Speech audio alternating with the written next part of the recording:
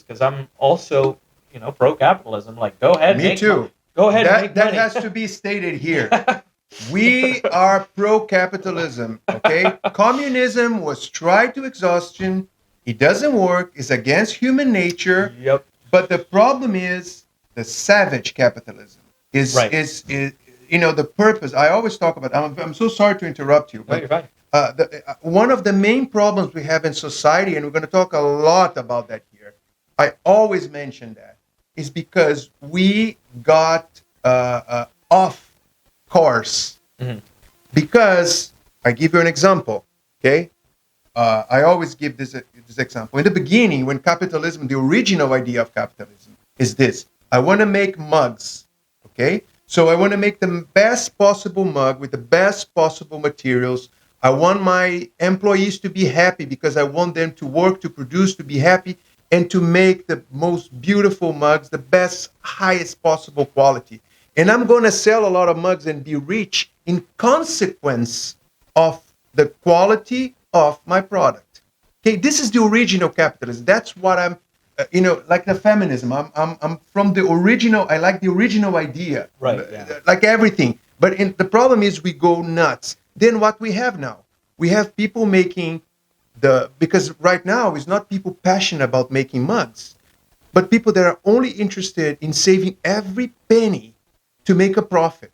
So you don't have mug makers anymore. You have people making the mugs with the worst possible materials.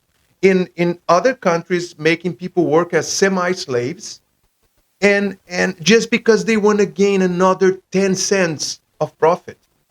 So that's the problem with capitalism. It's not capitalism the problem. And I see that people go, if they are left, they go stream right and vice versa. The problem is not, okay, capitalism is terrible, let's go to be socialist. No, capitalism is good, but the original capitalism, the capitalism that prizes to make nice products, to give good conditions to the workers, and people are happy. I'm so sorry to interrupt you. Well, I mean, it's true. I mean, that's and obviously there's a shift. So where is that balance? Is there balance? I heard this great quote, and I forget who it was, someone famous, and I think I mentioned it to you the other day when we were talking. But equity and liberty are mutually exclusive. You can't have equity and liberty. So it's you've got this spectrum of like the more open and free a capitalistic society is, you do allow more of an opportunity for these mega companies to get up there and become monopolies. But we do have monopoly laws, but obviously there have been a lot of ways that companies have circumvented that. But I mean, I always wrestle with where is the line? Do you put a line on that? Part of me kind of errs on the side of maybe it's just survival of the fittest. If the guys can get big and strong enough, why not let them? They're smarter, and you have to take them down if you want to be, end that regime. But don't you think that is destroying our humanity, like our human compassion and interaction with other people? Like, everything becomes just about money. There's no more values, there are no more morals, it's Right. just about profit. And it shouldn't Yeah. be that. It shouldn't be. Profit is great. Making money is great. Making products is great. But don't you think that is killing kind of this survival of the fittest, is killing like our human compassion? Oh, certainly. It certainly does. But I mean, who should you have the right to increase compassion to prevent someone's liberty from making it all a financial benefit, a financial gain? I mean, does anyone and should anyone have the right to step in? And so, most people might argue the government. That's the purpose of the government, to step in and draw the line and say, okay, this is where someone's profit and capitalism or ambitions as a company needs to stop because it becomes tyrannical and abusive towards the common man. Is there a line that needs to be drawn in the sand, and is that government's place? Theoretically, yeah. And if so, where is that line? I err on the libertarian side. I always default personally to more freedom, more freedom, more freedom, almost to a fault, where it's like so much freedom, I'd allow bad shit to happen because I don't know if we're allowed to cuss on here. We didn't discuss that. I allow bad stuff to happen because like it's freedom and err on the side of survival of the strongest man. But maybe that's the wrong line, because on the other side you're letting you go so far the other side and you become idealistically socialistic, where it's the government can come in and make everyone equal, everyone profit, and that doesn't work, obviously. That doesn't work, obviously, yeah. I mean, I'm going to say something here that I'm probably going to be... but, okay, I have to use all the effects, otherwise, we have to use it. Anyways, what I say is, I give you a clear example of what I'm saying. The medical industry, right. The pharmaceuticals, yeah. Okay? Don't you think that they should have a ceiling of profit because they are a public utility? Right. For example, okay, if you go, there's no way people are trying to make, for example, to make it like health insurance affordable for people in the United States. Okay, as long as an enema costs $1,200 to have it in a hospital, or an urinal costs $400. Okay, it would be impossible. You cannot make calculations with the budget. That's not what the problem is. Okay, it's totally fine for everyone to make lots of profit. Okay, how much you think it costs to produce an urinal? Okay, cents. Yeah, and you sell it for $400. An enema, if you go to any pharmacy, any drugstore, you find the enema thing. I use the enema because that's how I feel with this kind of politics. Right, I feel like an enema, Anyways, you find it for like $20, $40, and I'm sure the drugstore is making a good profit. Oh, yeah. I'm sure the factory is making a good profit. Where are they finding this $1,100 and some change? Why? Yeah. Well, and you get, let's look at, the right to work states.